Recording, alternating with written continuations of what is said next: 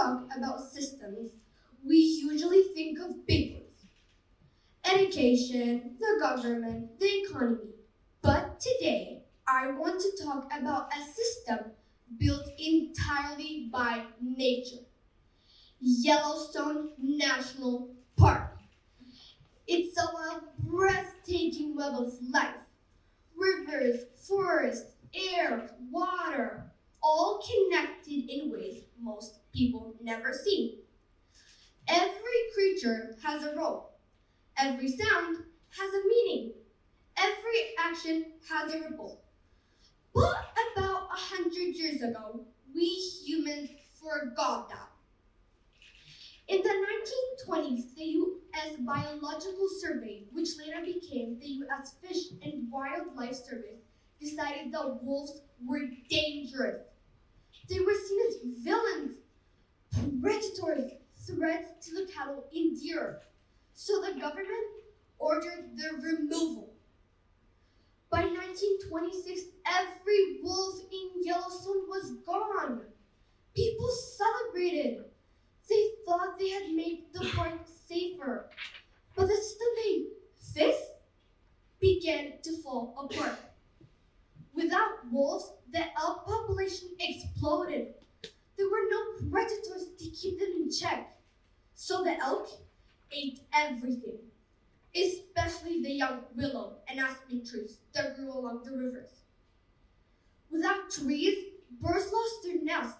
Without shade, riverbanks eroded. Without roots, the soil crumbled. Beavers disappeared because they had no wood to build dams. Without dams, water levels changed, affecting fish, frogs, insects, everything.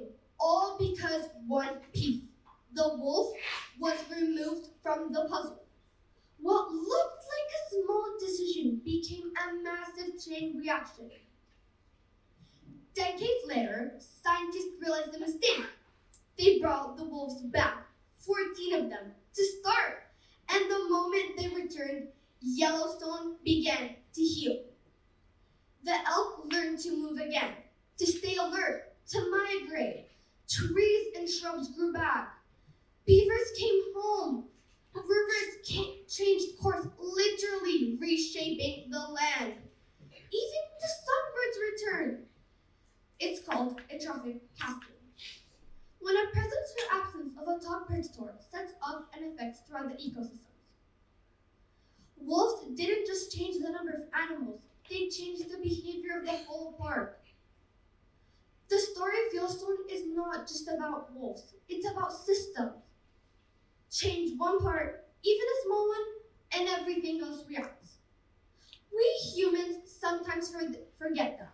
We think we can pull out one piece of nature, one piece of education, one piece of culture, and everything else will stay the same. But that's not how systems work. When removing something or someone from a system, we might be changing things we can't even see yet.